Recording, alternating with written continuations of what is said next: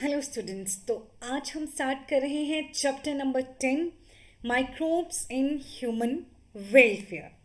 और इसके साथ आपका दूसरा यूनिट मतलब हालांकि ये मतलब बीच में हमने एक यूनिट छोड़ा हुआ है, बट उससे नेक्स्ट यूनिट हमारा कंप्लीट हो जाएगा। 4-5 दिन में ही हम इसको कंप्लीट करेंगे। जो बच्चे रेगुलर जुड़े हुए हैं प्लीज़ वो रेगुलर ही रहें। जल्दी ही आपका टेस्ट होगा। कंबाइंड टेस्ट लूँगी मैं, पहले एक यूनिट का फिर दूसरी यूनिट का। तो अच्छे से देखते रहें, जहाँ भी आपको कन्फ्यूज़न होता है वहाँ आप मुझसे पूछ सकते हैं। चलिए, besides macroscopic plants and animals, microbes are the major components of biological system on this earth। तो सुनिए, क्या ये धरती सिर्फ हमारी है? क्या सिर्फ प्लांट्स और एनिमल्स ही इस धरती पे रहते हैं, बाकी कुछ नहीं है? बाकी हमारे अलावा क्या है? माइक्रो ऑर्गेनिजम्स हैं। माइक्रो ऑर्गेनिज्म जो हमको नेकेड आइज से तो नहीं दिखाई देते हैं, लेकिन बहुत ही अबंडेंट हैं इस अर्थ पे, और वो भी लिविंग है। इसीलिए एक बहुत मेजर कंपोनेंट है इस धरती पे मौजूद बायोलॉजिकल सिस्टम का। Do you remember which kingdom among the living organism contain micro organisms? क्या आपको याद है कि कौन से किंगडम्स हैं जिनमें माइक्रो ऑर्गेनिजम्स आएंगे? बताइए, कौन से किंगडम हैं जिनमें यूनिसेलुलर ऑर्गेनिजम्स होते हैं? क्योंकि जो यूनिसेलुलर ऑर्गेनिजम्स होंगे मोस्टली वो हमारे पास क्या होंगे? माइक्रो ऑर्गेनिजम्स होंगे। तो हमारे पास सिंगल सेल्ड ऑर्गेनिज्म मोनेरा और प्रोटिस्टा में खास तौर पे आते हैं। प्रोटिस्टा में यूकेरियोटिक होंगे और मोनेरा में कौन से होंगे, जल्दी बताइए? मोनेरा में हमारे पास प्रोकैरियोटिक होंगे। ठीक है, कुछ एक एल्गी भी बहुत छोटी छोटी होती हैं। Which are the ones that are only microscopic? कौन से हैं जो कंप्लीटली माइक्रोस्कोपिक हैं? जैसे बैक्टीरियाज है ना, बैक्टीरियाज हैं जो कैसे हैं? माइक्रोस्कोपिक होते हैं। माइक्रो ऑर्गेनिजम्स तो हमारे पास बहुत सारे आ जाएंगे। प्लांट में एल्गी फंजाई भी क्या आएंगे? माइक्रो ऑर्गेनिजम्स आएंगे। ठीक है, लेकिन जो प्रोटिस्टा और मोनेरा हैं वो कंप्लीटली कैसे होंगे? माइक्रोस्कोपिक होंगे। तो हमारे पास प्रोटिस्टन मोनेरन जो हैं, और प्लांट किंगडम में फंजाई में सब में क्या आएंगे? एनिमल्स में भी आएंगे। ठीक, माइक्रो ऑर्गेनिजम्स। लेकिन मेनली जो माइक्रो ऑर्गेनिज्म होंगे, प्लांटे में एल्गी रहेगी, फंजाई रहेगा माइक्रो ऑर्गेनिज्म, बैक्टीरियाज रहेंगे, प्रोटिस्ट रहेगा। लेकिन इनमें जो मेनली माइक्रोस्कोपिक होंगे, माइक्रोस्कोपिक सिर्फ हमारे पास प्रोटिस्टन आ सकते हैं और मोनेरन आ सकते हैं, क्योंकि वो यूनिसेलुलर होते हैं और यूनिसेलुलर को देखने के लिए हमको माइक्रोस्कोप की ज़रूरत पड़ती है। चलिए, माइक्रोब्स कहाँ कहाँ प्रेजेंट होते हैं? माइक्रोब्स आर प्रेजेंट एवरीवेयर, हर जगह है।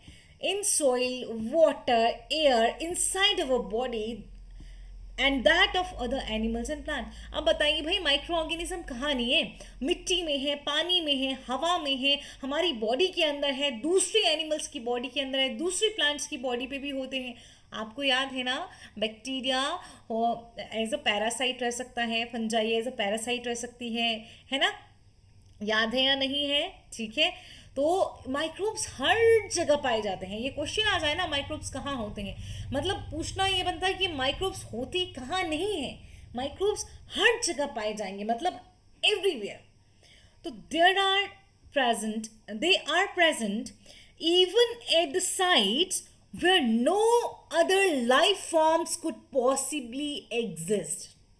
भाई ये तो बड़ी खतरनाक बात हो गई कि माइक्रोब्स तो ऐसी जगह पे भी होंगे जहाँ पे कोई दूसरा लाइफ फॉर्म जो है वो एग्जिस्ट नहीं कर सकता है, कोई दूसरा लिविंग ऑर्गेनिज्म वहाँ सर्वाइव नहीं कर पाएगा, लेकिन माइक्रोब्स जो हैं वो सर्वाइव कर पाएंगे। अब ऐसी कौन कौन सी जगह है? देखिए, sites such as deep inside the geysers or thermal vents where the temperature may be as high as 100 degrees Celsius। देखिए, geysers, deep inside geyser, thermal vents, मतलब जो आपने देखे होते हैं ना, गर्म पानी जहाँ पे होता है बहुत। ठीक है, और थर्मल वेंट्स तो आपको मेनली जो है जो हमारा सी होता है उसमें बहुत ज़्यादा गहराई पे, बहुत ज़्यादा गहराई पे जो जो बिल्कुल मतलब कोर में आ गया, कोर के नज़दीक आ गया, अर्थ की कोर के नज़दीक जो सरफेस आएगा सी का, है ना, वहाँ पे गर्म पानी पाया जाता है। ठीक, वो थर्मल वेंट्स होते हैं। तो डीप इनसाइड द गीजर्स, और थर्मल वेंट, गीजर घर वाला गीजर ही मत लेना, ठीक। तो जहाँ पे टेम्परेचर 100 डिग्री सेल्सियस, क्या उससे भी परे हो सकता है, ठीक। तो भाई क्या होगा, वहाँ पे भी माइक्रो ऑर्गेनिजम्स होंगे, सॉइल के अंदर भी होंगे, and under the layers of snow several metres thick. Snow जहाँ ऊपर भी हमें रहना मुश्किल हो जाता है, बर्फ की कई लेयर्स होंगी, कई मीटर थिक होगी वो लेयर, बहुत मोटाई होगी, बहुत मीटर्स थिक होगी वो लेयर, उसके अंडर भी माइक्रोब्स मिलेंगी। हाईली एसिडिक मीडियम में भी हमको माइक्रोब्स देखने को मिलते हैं। आपको याद है आर्कीबैक्टीरिया, आर्कीबैक्टीरिया ही हैं जो इस इतने टेम्परेचर पे भी सरवाइव कराएंगे, हाईली एसिडिक मीडियम पे भी सरवाइव कर जाएंगे, कहीं भी सरवाइव कर जाएंगे, है ना। उसको आपने पढ़ा था, थर्मो एसिडोफिल्स, मिथानोजेंस, हेलोफाइल्स, याद है। तो एक्सट्रीम कंडीशंस में भी हमको माइक्रो ऑर्गेनिजम्स देखने को मिलते हैं, जहाँ पे कोई दूसरी लाइफ फॉर्म जो है आपको नहीं दिखाई देगी।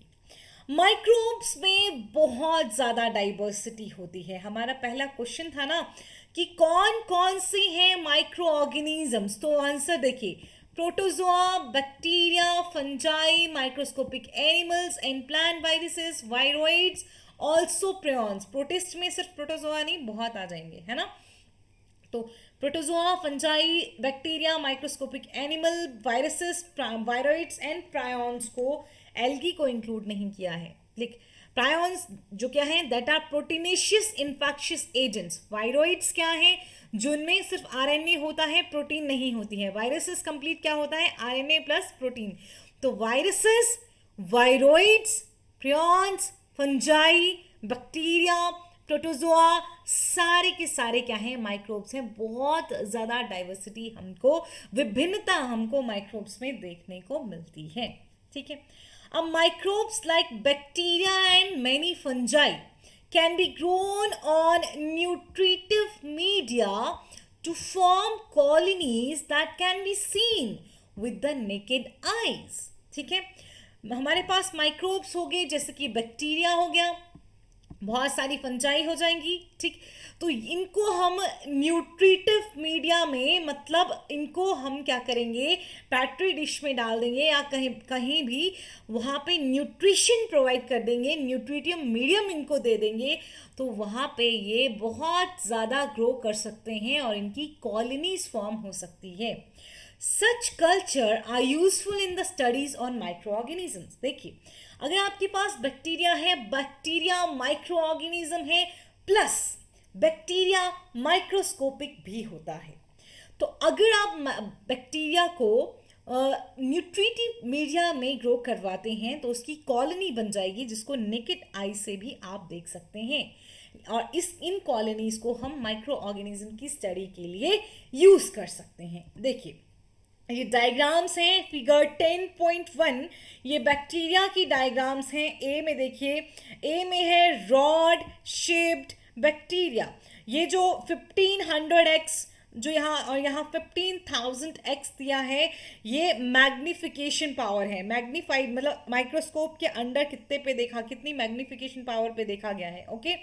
बी पे आगे देखिए, गोल गोल है, स्फेरिकल शेप्ड मतलब कोकस बैक्टीरिया है, और सी पे भी एक रॉड शेप्ड बैक्टीरियम है जिसपे फ्लैजिला है, पेरिट्राइकस है। पेरिट्राइकस कब बनता है, देखिए फ्लैजिला एंड ये रॉड शेप्ड बैक्टीरियम है।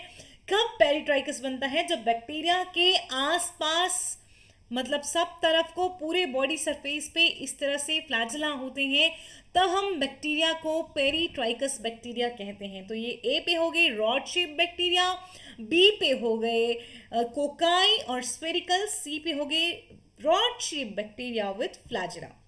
ये वायरसेस दिखाए गए हैं। ए पे आपको दिखाया गया है बैक्टीरियोफेज, ड्रॉ कर लेंगे, है ना। हेड देखिए, हेड है, कॉलर है, टेल है, फिर प्लेट है, यहाँ पिंस हैं और प्रॉन्ग्स हैं, प्रॉन्ग्स, ओके। तो ये इसका देखिए स्ट्रक्चर दिखाया गया है आपको इसके हेड का, ठीक। ये है बैक्टीरियोफेज। बैक्टीरियोफेज क्या होता है? वो वायरसेस जो बैक्टीरिया को अटैक करते हैं, ठीक है। और ये बी पे क्या है? एडवेंटिश एडिनो वायरस है, हेड नहीं है इसका, I am sorry, adeno virus है। एडिनो वायरस कौन से हैं? विच काउजेज रेस्पिरेटरी इन्फेक्शंस, याद रखिएगा, एडिनो वायरस है। बी पे क्या है? एडिनो वायरस, हेड नहीं है, ठीक है। मैं भी देख रही थी कि मैं क्या बोल रही हूँ क्योंकि मुझे सिमिलर नहीं दिख रहा था। एडिनो वायरस है बी पे, जो कि रेस्पिरेटरी डिसऑर्डर्स फॉर्म कर सकते हैं। और सी पे rod shaped tobacco mosaic virus है, ठीक है। तो मतलब ये तीनों वायरस दिए गए हैं। पहले जो था वो बैक्टीरिया दिया गया था। ये बैक्टीरियोफेज है, वो वायरस जो बैक्टीरिया को अटैक करेंगे। ये एडिनो वायरस है जो रेस्पिरेटरी डिजीज काउज कर सकते हैं। और सी पे है rod shaped tobacco mosaic virus 10.2। Okay, then आता है कॉलोनीज ऑफ बैक्टीरिया। ए पे जो है वो क्या है? Colonies of bacteria growing in the petri dish. और बी पे है colony of fungus growing in a petri dish. ये सारी की सारी डायग्राम्स जो थी ये एनसीईआरटी से ली गई थी। अब हम चैप्टर 8 पढ़ चुके हैं और हमने जाना था कि बहुत सारी बीमारियां जो हैं वो माइक्रो ऑर्गेनिज्म करते हैं, लेकिन ना सिर्फ बीमारियां काउज करते हैं बल्कि हमारे लिए यूजफुल भी होते हैं। हम अपनी डेली लाइफ में भी इनको यूज करते हैं। देखिए, in chapter 8 you have read that microbes cause a large number of disease in human beings। आपने पढ़ा है कि माइक्रोब्स हमें बहुत सारी बीमारियां कर सकते हैं।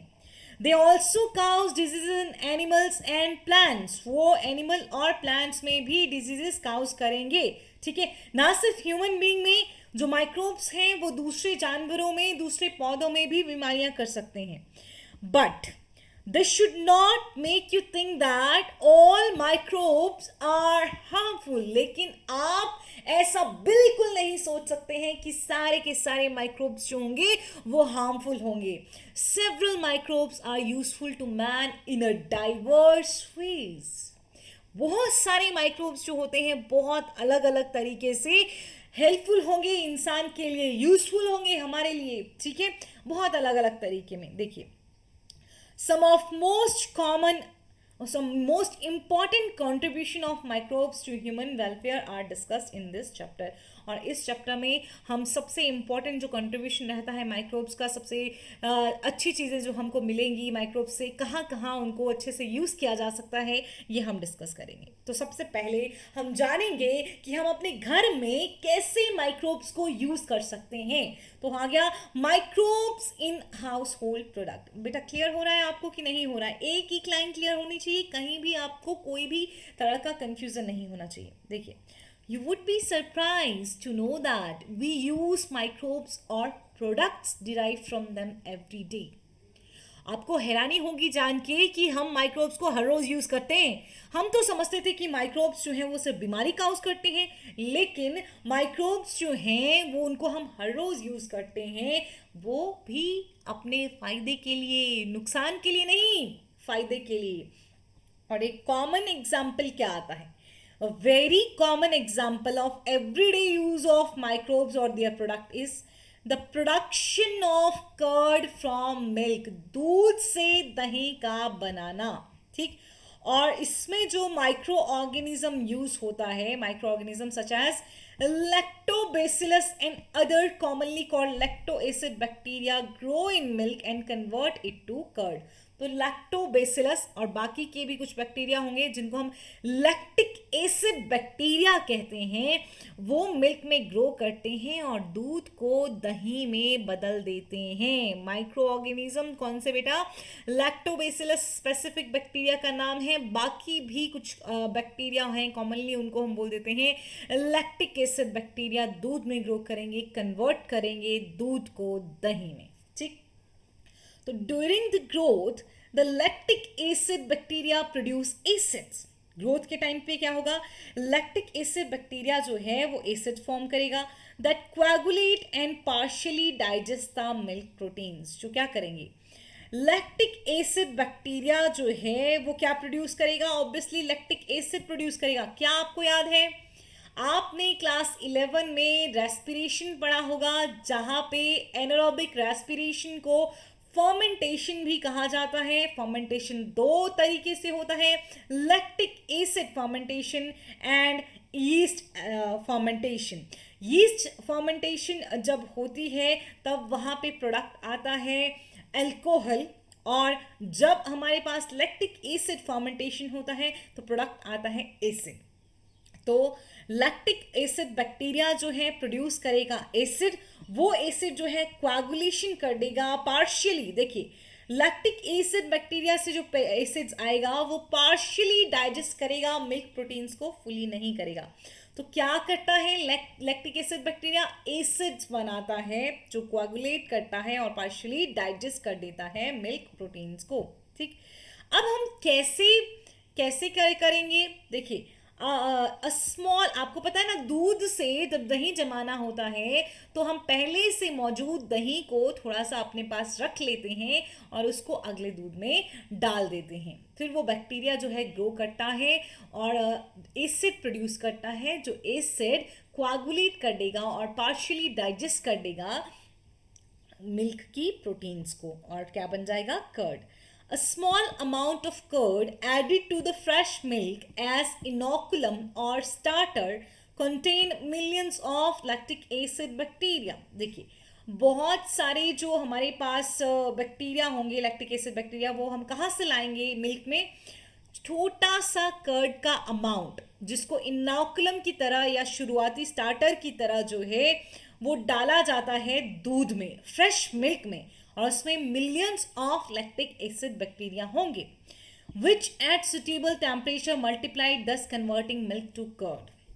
अब ये जो होगा, ये जो बैक्टीरिया होंगे सुटेबल टेम्परेचर पे, आपको पता है ठंडी का जब टाइम होता है तो बैक्टीरिया, जो हमारा दही होता है, मम्मी लोग उसको धूप में रखते हैं ताकि सुटेबल टेम्परेचर मिले, अच्छे से दही बने। ठीक है, तो इसलिए जब सुटेबल टेम्परेचर बनता है तो बैक्टीरिया खुद को मल्टीप्लाई करता है और मिल्क को कर्ड में कन्वर्ट करता है। कर्ड क्या करता है? Which also improves it's nutritional quality by increasing vitamin B12। तो मिल्क को कर्ड में बदल दिया जाता है। कर्ड में मिल्क के कंपैरिजन में ज़्यादा विटामिन B12 होता है, याद रखेंगे। अब स्टमक में भी क्या होता है? In our stomach too the lactic acid bacteria plays very beneficial role in checking disease causing micro organism. इसीलिए कहते हैं कि दही बहुत अच्छा होता है खाने में, क्योंकि हम दही खाएंगे तो हमारी बॉडी में भी लैक्टिक एसिड बैक्टीरिया जाएगा, और लैक्टिक एसिड बैक्टीरिया जो है बहुत इंपॉर्टेंट, बहुत ही बेनिफिशियल रोल प्ले करता है माइक्रो ऑर्गेनिज्म की ग्रोथ को रोकने में। ठीक है, चलिए, द डो पता है ना आपको? ठीक, जो भी आटा वाटा आपने गूंथा होगा, which is use for making food such as dosa, idli, is also fermented by bacteria. ये देखिए, आपने तो इडली बहुत खाई होती है, डोसा बहुत खाया होता है। थोड़े थोड़े देखिए इडली में, देखिए आपने छोटे छोटे छेद भी होते हैं, है ना, पफ डप होती है इडली। ठीक, तो डोसा और इडली भी बैक्टीरिया से ही फर्मेंट होते हैं। ठीक है, डोसा और इडली को जो हम आटा गूंथते हैं, कई बार उसमें यीस्ट भी डाला जाता है और कई बार उसमें बैक्टीरिया भी डाला जाता है। ठीक है, अब देखिए, पर डोसा और इडली को मेनली क्या लिखा है? यूज फॉर, उसमें क्या डाला जाता है? बैक्टीरिया से उसको फॉर्मेंट किया जाता है।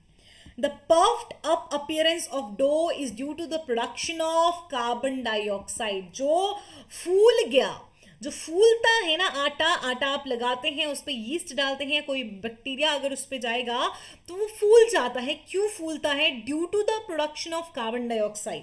Can you tell which metabolic pathway is taking place resulting in the formation of carbon dioxide? क्या आप बता सकते हैं कि कौन सा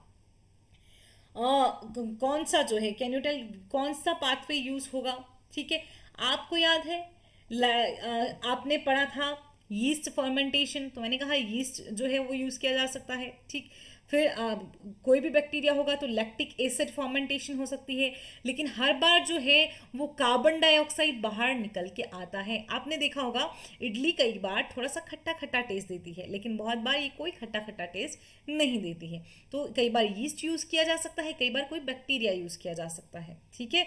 तो अब आपको याद है कि बैक्टीरिया जो है कैसे यूज़ करेंगे, जब इडली का आटा लगाया जाता है तो उसमें कई बार थोड़ा सा दही भी डाल दिया जाता है, ठीक है। तो ये जो कार्बन डाइऑक्साइड रिलीज होगा, ये फर्मेंटेशन, कौन सा मेटाबॉलिक पाथवे है, फर्मेंटेशन की वजह से जो है रिलीज होगा। इस क्वेश्चन का आंसर है fermentation. Where do you think the bacteria for this fermentation come from, कहाँ से आएंगे ये बैक्टीरिया, तो आप थोड़ा सा कर्ड डाल सकते हैं, वहीं से ये बैक्टीरिया आपको मिल जाएगा। समझ गए पूरा? चलिए, similarly the dough which is used for bread making is fermented using baker's yeast। याद रखिएगा बेटा, Saccharomyces cerevisiae जो है यीस्ट का ही नाम है। दो यीस्ट के नाम हम पढ़ते हैं, Saccharomyces cerevisiae and Saccharomyces pombe।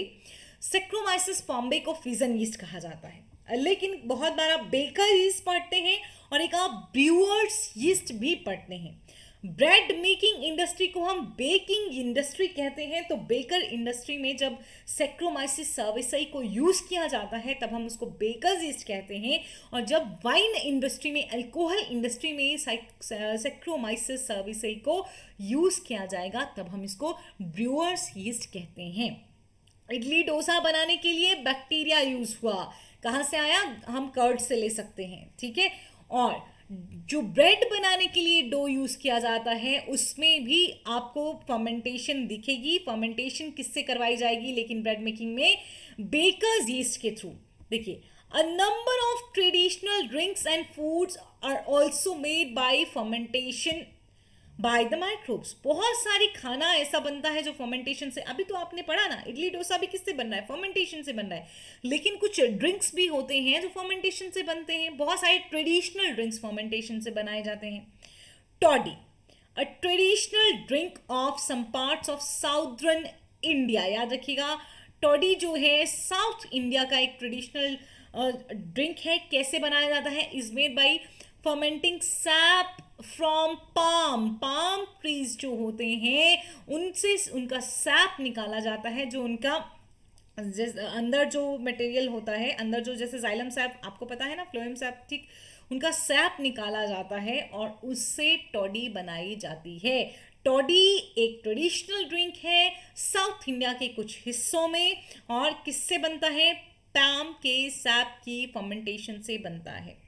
Microbes are also use to ferment, fish का फर्मेंटेशन भी होता है, सोयाबीन का फर्मेंटेशन, और टोफू तुमने सुना हो, टोफू या टोफू, वो सोयाबीन की फर्मेंटेशन से बनता है। And bamboo shoots to make food. तो माइक्रोब्स फिश को फर्मेंट करने में, सोयाबीन को फर्मेंट करने में, बैम्बू शूट्स को एज अ फूड, देखिए ये बैम्बू शूट्स हैं, ठीक, खाना बनाने के लिए इनका खाना बन जाता है, फर्मेंटेशन करके इनको खाया जाता है, ठीक है। तो बहुत इंपॉर्टेंट है। अब सबसे देखिए क्या है, चीज़, ठीक। आज एक्चुअली मैं यहाँ पे बुलेट्स ऐड करना भूल गई हूँ, ठीक है। तो देखिए सबसे पहले आता है cheese is one of the oldest food item in which microbes were use. बहुत पुराना एक फूड आइटम है जिसमें माइक्रोब्स को यूज़ किया जाता था। डिफरेंट वेराइटीज़ होती हैं चीज़ की, बहुत ही अलग अलग, मतलब आप तो एक दो पढ़ेंगे इस चैप्टर में, हाँ पता नहीं कितनी वेराइटीज़ हैं।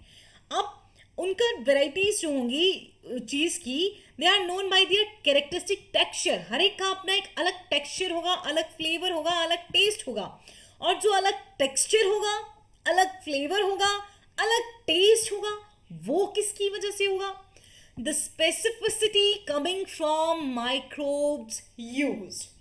तो जो माइक्रोब बचा यूज किए जाते हैं उन माइक्रोब से ही स्पेसिफिसिटी आती है। आप कौन सा माइक्रोब यूज़ कर रहे हैं उस माइक्रोब पे डिपेंड करेगा कि चीज़ का टेक्सचर कैसा होगा, उसका फ्लेवर कैसा होगा और उसका टेस्ट कैसा होगा। एग्जाम्पल के तौर पे लेते हैं, large holes in Swiss cheese are due to production of large amount of carbon dioxide by a bacterium named Propionibacterium shermanii. ठीक है, आपको ये चीज़ याद है आपको ये चीज़ जो था, बोलिए कहाँ देखा है, अरे याद करो कहाँ देखा है ये चीज़। अच्छा चलो ठीक है, मैं नहीं बता रही हूँ। जो इसको देखेगा फनी लगेगा तुम्हें अपने ग्रुप में पोस्ट करते हुए, लेकिन बताइएगा ज़रूर कि ये चीज़ आपने कहाँ देखा है, ठीक है। तो ये चीज़ आपने देखा होता है, बता दूँ? चलो आप ही बताना, ठीक। तो स्विस चीज़ जो है उसमें आपको बड़े बड़े होल्स दिखाई देते हैं। ये होल्स जो हैं किसकी वजह से होते हैं? कार्बन डाइऑक्साइड की प्रोडक्शन की वजह से ये होल बन जाते हैं, ठीक। और कौन सा बैक्टीरिया है जो स्विस चीज बनाता है? प्रोपाइनोबैक्टीरियम शर्मिनाई। वहीं एक और चीज आता है, the Roquefort cheese are ripen by growing a specific fungi on them. देखिए, अब रॉकफोर्ट चीज जो है वो फंजाई की वजह से बनता है। वहां पे जो माइक्रोब यूज किया जाता है वो क्या है? फंजाई है। और कौन सी फंजाई है? पेंसिलियम रॉकफोर्टाई। पेंसिलियम जो बिलोंग करता है एस्कोमाइसिटीज को। फंजाई में कौन सी क्लास को? एस्कोमाइसिटीज को। तो पेंसिलियम से हम रॉकफोर्ट चीज बना सकते हैं, ठीक, which give them a particular flavour. Clear है?